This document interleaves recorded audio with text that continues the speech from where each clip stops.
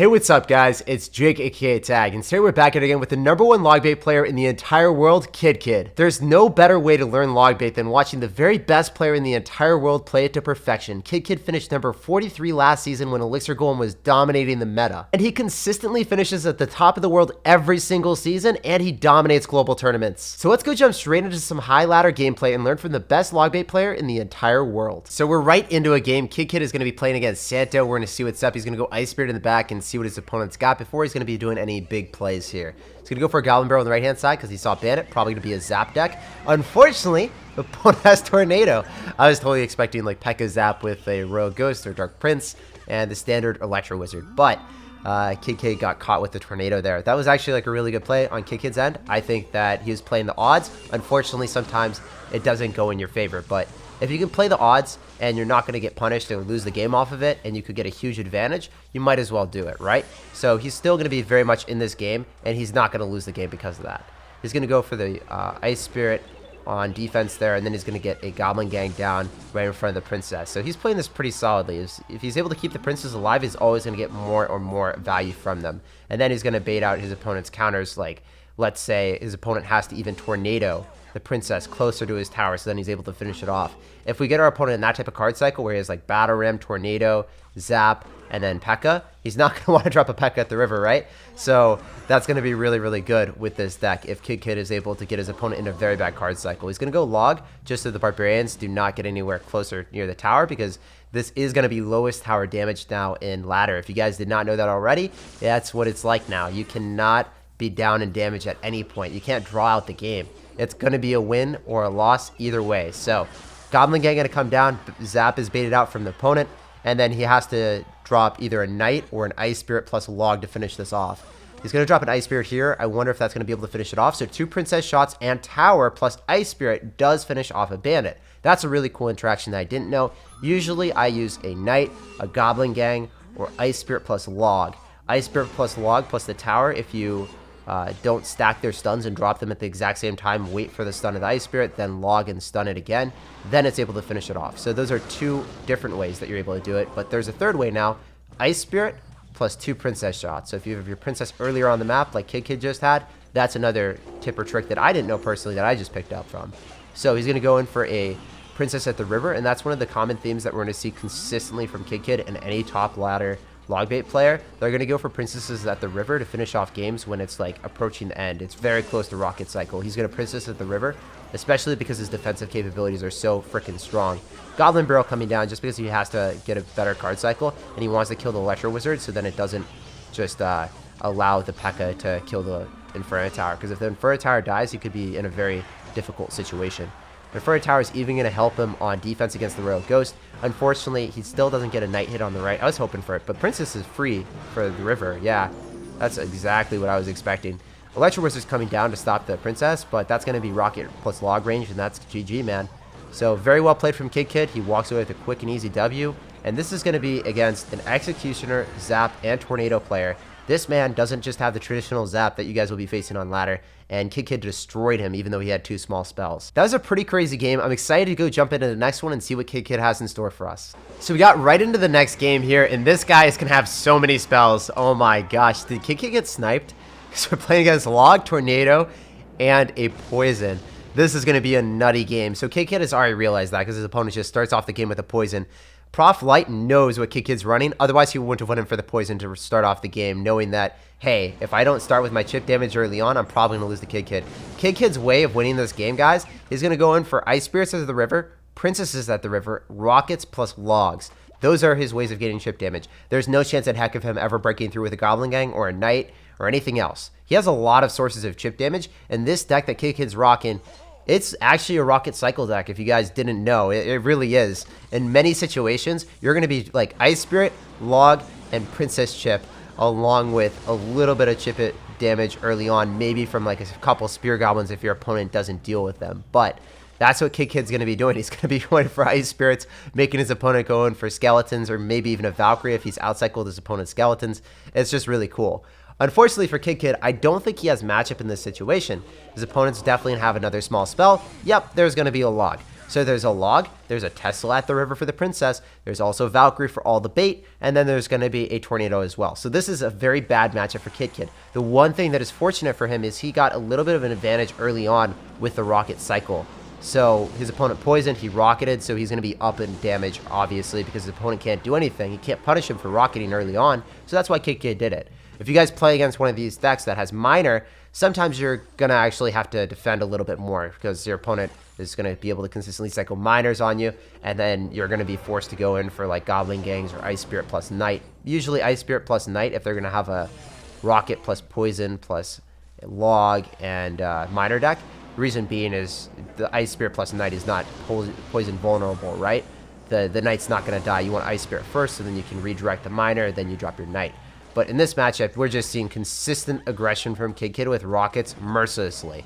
He's definitely going to be able to take the right-hand side, so he's starting to work away on the left. That's why we see the Ice Spirit dropped on the left. He's definitely going to have to go in for Princesses on the left as well whenever he can. He's going to go in for the Goblin Barrel first, so then his opponent has to log it, and then he can't hit the Princess. Sometimes your opponent will be like, hey, I'm going to go and try to hit everything at once because the Goblin Barrel was like slightly further back. Sometimes the opponent doesn't realize that and they completely mess up. They try to hit everything and be greedy, but that's just a really pro placement from Kidkid. If you guys want to look at Trickster Barrels and realize the most optimal placement, copy that placement when you're dropping Princess at the river and also dropping your Goblin Barrel there, because your opponent cannot hit them both, but sometimes they feel like they can. They'll get very greedy, and they'll get optimistic, especially worse players, not top 200, not top 100 players like Prof Light here.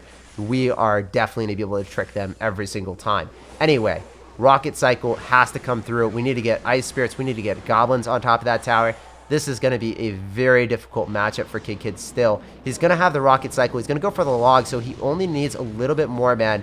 He just needs to go in for another Rocket log and a little bit of Goblin damage. If the Princess locks onto the tower, that'd be amazing. Oh my gosh, he's going to go for the Knight. Look at that combo, guys. Holy crap. So he goes Goblin Barrel first, then he goes in for the Knight. The Goblin Barrel is getting tanked for by the Knight. Both of the towers are shooting that. His opponent didn't have log. Game was over. So Kidkid saw poison from his opponent and committed to the Rocket Cycle early, so he was able to win the game because he was ahead in rocket damage. Let's go jump right into the next game and keep learning from Kidkid. So we got into another game. Ultimate Hunter is one of the best 2.9 Expo players in the entire world, so we're going to see what he's rocking here. Oh my gosh.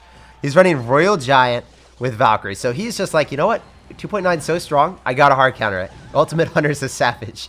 Alright, what is Kidkid gonna do? He's gonna go for the Inferno Tower on defense against the Valkyrie plus the Royal Giant. Obviously, he's not able to Goblin Gang into that Royal Giant. He's not able to at all because there was a Valkyrie there. And the Inferno Tower is gonna give him a great defensive capability. Unfortunately, we're down a little bit of Elixir, but we are up tower damage on the right-hand side. Goblin Barrel is gonna be placed in the corner because we don't know if our opponent has Rocket plus Tornado. He's probably gonna have that. He's probably gonna have Rocket Tornado with XE. Maybe he's got Poison. I feel like it's Rocket or Lightning. Usually it's gonna be Rocket or Lightning though. So he's gonna go in for an Ice Spirit at the river, try to get a little bit more chip damage. Princess on the left-hand side. It's gonna be Poison. Okay, so I guess I was right with the Poison. I was kind of expecting it because if you look at the Royal Giant, it doesn't break through Inferno Towers if you got Poison. So I'm thinking that Kidkid has got this in the bag if his opponent doesn't have Minor. He needs a direct source of damage. Man, Ultimate Hunter, you're wild, dude. So log coming through just to get a little bit more chip damage. This is going to be difficult for Kidkid to break through, but he is inevitably going to be able to whittle his opponent down with Princesses at the river, Ice Spirits, logs, until his opponent is within rocket range. Yes, his opponent has Skeletons, Ice Spirit, very fast cycle of log, but there's no way that he can possibly defend against Kidkid's constant aggression of Princesses at the river, logs, and direct damage of Ice Spirit. There's no way to even stop the log, so he can actually just like log Ice Spirit Princess cycle until he's in rocket range, and that's exactly what you're going to see here. So a lot of you guys have been asking me, what do I do when my opponent has a fast cycle with log? I can't break through. And yeah, you can't break through this at all, but you're able to win without having to break through, guys. So that's exactly what you're going to see here. This is the perfect example how to play log bait. His opponent has no answer to him, so he can just go in for a rocket and double elixir. You don't want to do that in single. Let me tell you guys, if your defensive capability is not stout, if you don't have an elixir advantage in double, and your opponent doesn't have a counter to, or if they do have a counter to break through your Inferno Tower, you can't do that. You are not allowed to. So say his opponent had Lightning instead of a Poison there, we wouldn't see Kidkid do that unless he was trying to finish off the game. Like, say it was coming down in the last few seconds, he would play safe rather than sorry and not go in for rockets until his opponent is like about to spell cycle him out and he wants to get more damage, so then lowest tower damage wins. That's the only situation that we would see him going for a rocket like that. But he feels comfortable in this matchup because his opponent has poison, so there's nothing that he can even do with a 5 elixir, 6 elixir advantage. So that's what Kidkid's doing here. That's why he's thinking, at least. He's just trying to finish off this game a little bit quicker than he needs to. Just because, you know, might as well. He's Kidkid. He knows the boundaries of each and every deck when he's running a log bait deck. So that's one of the things. When you play log bait or when you play a deck this often, you know exactly the limits of it. So one of my other things that I want to suggest to you guys, if you guys are looking at a deck to learn, play it a lot. Even if you make mistakes, you want to learn from those mistakes so you can get better. That's what Kidkid's done. He's pushing the limits of each deck so then he can win games a little bit quicker, make sure that he can punish his opponents. And a lot of people like me, I think I would actually probably draw this against Ultimate Hunter if I were to play it in the last meta where it wasn't lowest tower damage. I would probably draw this one. And obviously, Kidkid won't. He's just going to go in for Inferno Towers, Ice Spirits, Inferno Tower, Goblin Gang on top of the Executioner so it doesn't get any chip damage. And he's just in complete control of the game. At this point, he saw that he took a lot of damage on the left-hand side from the Royal Giant slow roll after rocketing. So he has started to go back to just the consistent like Ice Spirit and log damage until the game's over. Now he's just going to rocket cycle because he sees the Royal Giant in the back and he's like, what are you doing, man? All I have to do is cycle 4 cards back to a rocket and then the game's over. And Ultimate Hunter knows that. He just poisons the middle map and then the game is over. So GG. Well played and peace out. And this game just showcases why Logbait has been around for so dang long. If you play it well and you just cycle out your opponent until they're in rocket range and whittle them away with Ice Spirits, Princesses, and Logs, you can win almost any matchup if your defenses are clean. Let's move on to the next game and let's keep learning from the master. So we're a little bit late to the next game against Alex. Alex is going to be saucing out a minor, probably mortar deck after seeing Snowball, Spirit Goblins, Goblin Gang, Bats. And not too much has happened in this game. We're still very much in the infancy of it. He's got already shown his Princess, his Ice Spirit Knight, showcase his entire deck. We know that his opponent's probably going to have Mortar and maybe no big spell. It looks like that might be the case. It could also be Mega Knight, though. Ooh, this could be spicy. This could be Mega Knight and Inferno Dragon as his last 2 cards. If that's the case, Kidkid does not want to go and drop a Knight plus Goblin Gang in any situation. He saw the Skeleton Barrel, so he probably assumes that that is definitely going to be the case now. It's going to probably be Mega Knight here.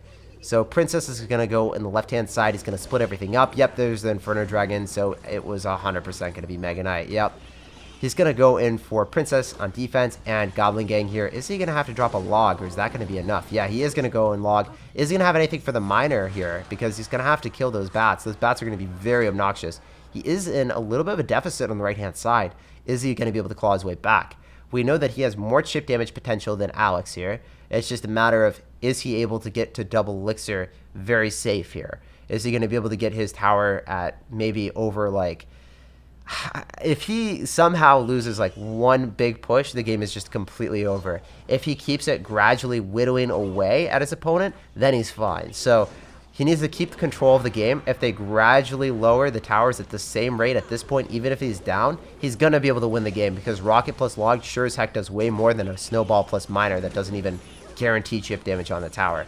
In fact, we see Alex just relinquishing the fact that he's not able to get chip damage. He's going to be going in for a Miner to kill the Princess instead. It gets caught, it dies, and now we're stacking as many Princesses as possible. Mega Knight gets plopped down, and Alex is looking to be in a very bad situation. Wow! One of the things that I would not have done that is really sick is dropping that defensive Inferno Tower to kill the Mega Knight really quickly. Then it protects the Princess, and then you don't forfeit map control. So all this time, Kidkid is consistently applying the pressure. He's even applying pressure with his buildings. And this isn't a Tesla. He's not playing Expo, guys. He's doing an offensive Inferno Tower to protect his princesses and still using his buildings and his units creatively.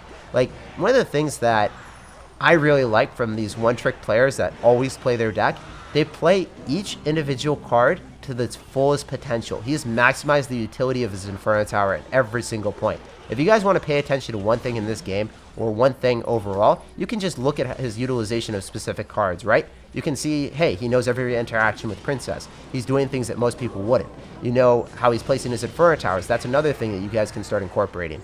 look at each matchup that he did and notice how he changed up his inferno placements to accommodate them. And it's the exact same thing too with other decks, especially with his princess. You'll see how he drops princesses in the back when his opponent's playing a lot more aggressive decks, and then when his opponent is playing very defensive decks that he can't really break through, he's going to be dropping princesses at the river every single time. So we're jumping right into our last game here. Kidkid is going to be rocking Goblin Barrel on the right hand side and Ice Spirit on the left to open up the game.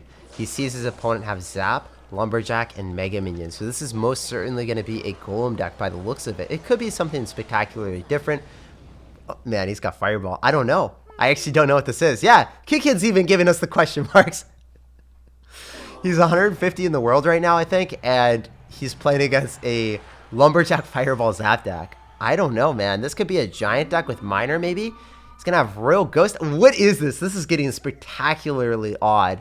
So the Ice Spirit's just going to die. Kidkid's not even cycling cards right now. So you're going to see how Kidkid plays very, very defensive against opponents that he does not understand the deck.